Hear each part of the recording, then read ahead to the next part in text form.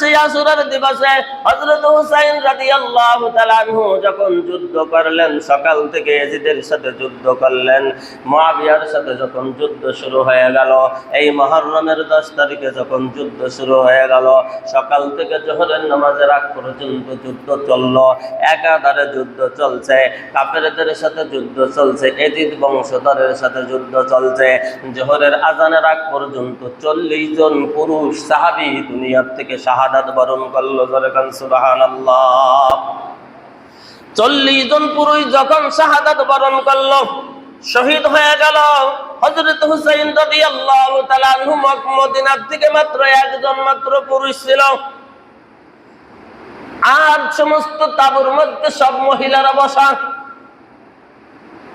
ফোরাত নদীর পারে পানির জন্য যখন সাহাবায়ে কেরাম রাদিয়াল্লাহু তাআলা আনহুরা দ্বীনকে প্রতিষ্ঠিত করতে গিয়ে পানির জন্য যখন জীবন দেওয়ার জন্য তৈরি হয়ে গেল, হযরত হুসাইন রাদিয়াল্লাহু তাআলা আনহুর নেতৃত্বে যখন শাহাদাত বরণ শুরু হয়ে গেল, একের পরে এক 40 জন সাহাবায়ে কেরাম যখন শহীদ হয়ে গেল, হুসাইন রাদিয়াল্লাহু তাআলা আনহু যখন তাঁবুর মধ্যে আসলেন, হুসাইন রাদিয়াল্লাহু তাআলা আনহুর বিবি ডাক দিয়ে বললেন, প্রাণের স্বামী আমার, আমি শুনেছি 40 জন পুরুষ একত্রিত অবস্থায় শহীদ হয়ে গেছে।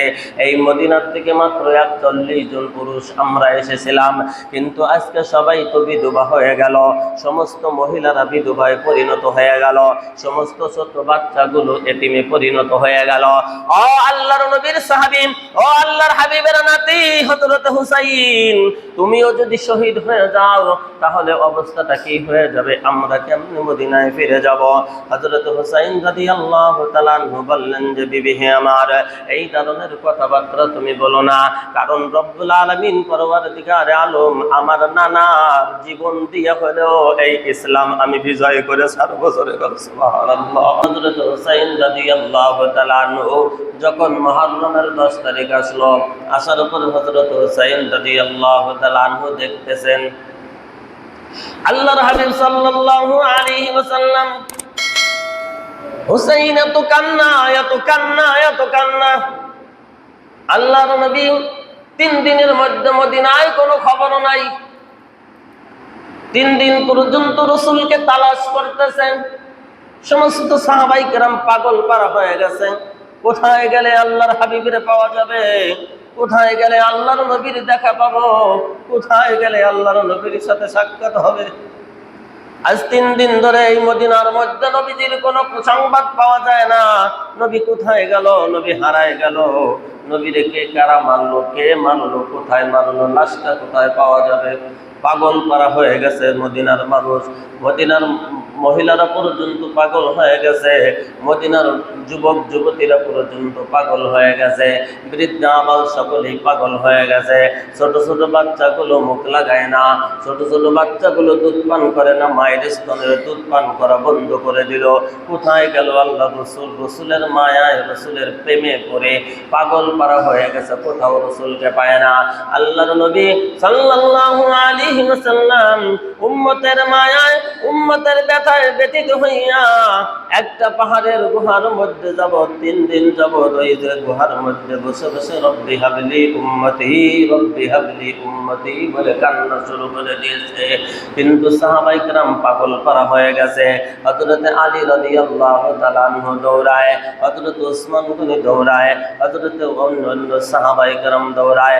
ওমর ইবনে খাত্তাব রাদিয়াল্লাহু তাআলা আনহু দয়া রাখালদেরকে ডাক দিয়ে বলতেছে, হে রাখালেরা রে, তোমরা কি দিনের নবী মুহাম্মদ সাল্লাল্লাহু আলাইহি ওয়াসাল্লামকে এই রাস্তা দিয়ে যাইতে দেখছনি?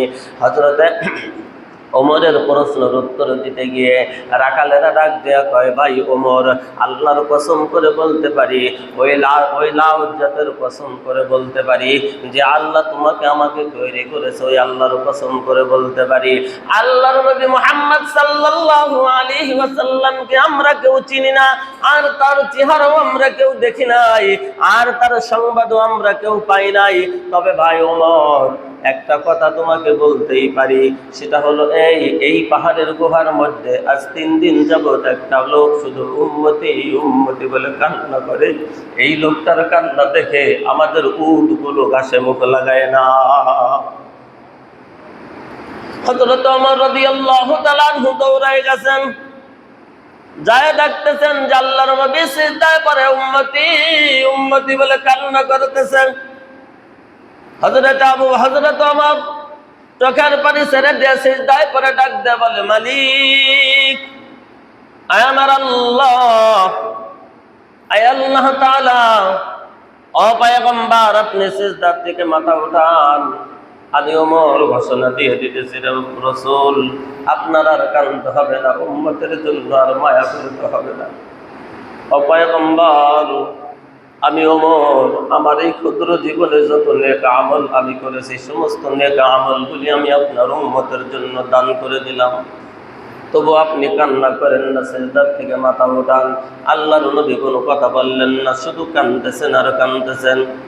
হযরত আবু বকর আসলাম, আবু বকর আসিয়া দেখতেছে একই পরিস্থিতি। আবু বকর চিৎকার করে সিজদায় দিয়ে ডাক দেয়া কয়, মাবুদ, আয় আল্লাহ তাআলা, যেই লোকটার মা নাই বাবা নাই, আল্লাহ এই মানুষটার তুমি আর কাঁদায়ো না রে আল্লাহ। আমি ওমর, আমি আবু বকর আমার জীবনে যত নেক আমল আমি করেছি আমি সমস্ত নেক আমলগুলি আমার রাসূলের উম্মতের জন্য দান করে দিলাম, বিলীন করে দিলাম। তারপর হুজুর আপনি সিজদার থেকে মাথা উঠান। আল্লাহর নবী কোনো মাথা উঠান না, শুধু কাঁদতেছেন আর কাঁদতেছেন। ওসমান গনি হাসিও একই কথা একই সুর উনিও দিলেন, কোনো কথা বলেন না। হযরতে আলী আর ওসমান গনি দৌড়ে চলে গেলেন বাড়িতে। বাড়িতে যায় বলতেছেন ফাতিমার দরজার কাছে যায় হাজির। ফাতিমা রাদিয়াল্লাহু তাআলা আনহুমার দরজায় যখন হাজির হয়ে গেছেন, হযরতে ফাতিমার যখন ডাক দিছে, ফাতিমা বলে যখন আলী রাদিয়াল্লাহু তাআলা আনহু ডাক দিলেন, আর ডাক দেওয়ার পরে উনি যখন আসলেন ঘর থেকে বের হয়ে এসে বলতেছেন, দেখেন আলী কাঁদতেছেন, ওমর কান্দে, আবু বকর কান্দে, উসমান গনি কান্দে। হযরতে ফাতিমা জোহরা রাদিয়াল্লাহু তাআলা আনহুমা দৌড় দিয়া এসে স্বামীর বুকে মাথা ঠেকাইয়া হযরত আলীর জড়ায় ধরে বলতেছে, কোথায় দেখেছো আমার বাবার মৃতদেহ, আমার বাবার লাশ কোথায় দেখেছো আমার একটু বলো। হযরত আলী রাদিয়াল্লাহু তাআলা আনহু ডাক দিয়ে বলে, ফাতিমারে কান্দো না, আল্লাহর রাসূল এখনো মৃত্যুবরণ করেন নাই, এখনো জীবিত অবস্থায় আছে। বলে এখনো জীবিত অবস্থায় আছে? 3 দিন যাবত যেই নবীর কোনো সাক্ষাৎ নাই, আমার বাবার কোনো দেখা নাই, ওই বাবা কোথায়, আমাদের সেখানে নিয়ে চলো। সমস্ত সাহাবাই কেরামেরা হযরতে ফাতিমা রাদিয়াল্লাহু তাআলা আনহুকে নিয়ে চলে গেলেন। ইমাম হাসান হুসাইনকে নিয়ে চলে গেলেন। ইমাম হাসান কান্দে, হুসাইন কান্দে, মা কোথায়, নানার দেখা পাবো। আজ 3 দিন যাবত মাগো নানার কোনো দেখা আমাদের নসিবই হয় না, নানার সাক্ষাৎ আমাদের নসিবই হয় না, কোথায় গেল নানা জান, আমাদেরকে একটু দেখাও। হযরত ফাতিমা জোহরা রাদিয়াল্লাহু তাআলা আনহু বাবার ব্যথায় ব্যথিত হইয়া পাহাড়ের গুহায় চলে গেল। পাহাড়ের গুহার উপরে উঠিয়া পাহাড়ের চূড়ার উপরে উঠলেন। উঠার পরে আর পরে ওখানে যায়া হযরত ফাতিমা জোহরা রাদিয়াল্লাহু তাআলা আনহুমা আল্লাহরে ডাক দেয়, আল্লাহ আমার বাবার বাবা নাই, মা নাই, আল্লাহ আমার বাবারে আর তুমি কত কাঁদাই ভাগো মালিক রব্বুল আলামিন। আমি ফাতিমা এসে বলছি, আয় আল্লাহ তাআলা আমার জীবনের যত নেক আমল আছে আমি সমস্ত নেক আমলগুলি আমি আমার আব্বার উম্মতের জন্য দান করে দিলাম, আমার আব্বারে আর কাঁদায়ও না। আল্লাহ রাসূল কোনো কথা বলেন না, শুধু কাঁদতেছেন আর কাঁদতেছেন। আল্লাহ রব্বুল আলামিন সহ্য করতে পারে নাই, আরশ মহল্লার মধ্যে ফেরেশতাদের একটা হির লেগে গেছে। এমত অবস্থা ফাতিমা সিজদায় পড়ে ডাক দেয়, কয় মাবুদ, আয় আমার আল্লাহ, আয় আমার মালিক, আয় আমার রব, আমি আমার বাবার উম্মতের জন্য আয় আল্লাহ তাআলা তুমি আমাকে যে সন্তান দান করেছে ইমাম হাসান হুসাইন, আয় আল্লাহ ইমাম হাসান এবং হুসাইনকে আমার বাবার উম্মতের জন্য আমি কুরবানি করে দিলাম। আল্লাহ রব্বুল আলামিন ডাক দেয়া বললেন, হ জিবরাইল তাড়াতাড়ি যাও, আমার বন্ধুর কানে সালাম দে, আমার বন্ধুরে জানায়ে দে, আনাল কাফিল আনাল কাফিল। আমার বন্ধু যেন আর না কান্দে, আমার বন্ধু যেন আর প্রেসার না হয়। আমি রব্বুল আলামিন ঘোষণা দিয়ে দিলাম, কঠিন কিয়ামতের ময়দান, মুসিবতের ময়দান যখন শুরু হয়ে যাবে, আমি আল্লাহ রব্বুল আলামিন পরওয়ারদিগারে আলম আমার বন্ধুর কাছে না শুনিয়া আমি আমার বন্ধুর একটা উম্মত জাহান্নামে ছেড়ে দিব না। সুবহানাল্লাহ। বাড়ি ভাইয়া, আমার নবী এরকম ভাবে উম্মতের জন্য কান্না করেছেন। আর সেই আসরের দিবসে হযরত হুসাইন রাদিয়াল্লাহু তাআলা আনহু যখন যুদ্ধ করলেন, সকাল থেকে ইয়াজিদের সাথে যুদ্ধ করলেন, মুআবিয়ার সাথে যখন যুদ্ধ শুরু হয়ে গেল, এই মুহররমের 10 তারিখে যখন যুদ্ধ শুরু হয়ে গেল, সকাল থেকে জোহরের নামাজের আগ পর্যন্ত যুদ্ধ চলল, একাধারে যুদ্ধ চলছে, কাফেরদের সাথে যুদ্ধ চলছে, ইয়াজিদ বংশধরের সাথে যুদ্ধ চলছে। জোহরের আজানের আগ পর্যন্ত 40 জন পুরুষ সাহাবী দুনিয়ার থেকে শাহাদাত বরণ করলো। সুবহানাল্লাহ। 40 জন পুরুষ যখন শাহাদাত বরণ করলো, শহীদ হয়ে গেল, হযরত হুসাইন রাদিয়াল্লাহু তাআলা আনহু মদিনার থেকে মাত্র একজন মাত্র পুরুষ ছিল।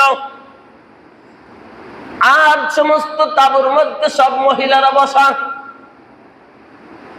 ফোরাত নদীর পারে পানির জন্য যখন সাহাবায়ে কেরাম রাদিয়াল্লাহু তাআলা আনহুরা দ্বীনকে প্রতিষ্ঠিত করতে গিয়ে পানির জন্য যখন জীবন দেওয়ার জন্য তৈরি হয়ে গেল, হযরত হুসাইন রাদিয়াল্লাহু তাআলা আনহুর নেতৃত্বে যখন শাহাদাত বরণ শুরু হয়ে গেল, একের পরে এক 40 জন সাহাবায়ে কেরাম যখন শহীদ হয়ে গেল, হুসাইন রাদিয়াল্লাহু তাআলা আনহু যখন তাঁবুর মধ্যে আসলেন, হুসাইন রাদিয়াল্লাহু তাআলা আনহুর বিবি ডাক দিয়ে বললেন, প্রাণের স্বামী আমার, আমি শুনেছি 40 জন পুরুষ একত্রিত অবস্থায় শহীদ হয়ে গেছে। এই মদিনার থেকে মাত্র 40 জন পুরুষ আমরা এসেছিলাম, কিন্তু আজকে সবাই তো বিধবা হয়ে গেল, সমস্ত মহিলারা বিধবায় পরিণত হয়ে গেল, সমস্ত ছোট বাচ্চাগুলো এতিমে পরিণত হয়ে গেল। ও আল্লাহর নবীর সাহাবী, ও আল্লাহর হাবিবের নাতি হযরত হুসাইন, তুমিও যদি শহীদ হয়ে যাও তাহলে অবস্থাটা কি হয়ে যাবে? আমরা কেমনে মদিনায় ফিরে যাব?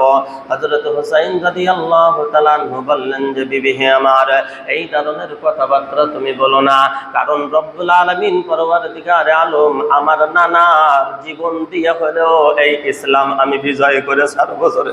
সুবহানাল্লাহ।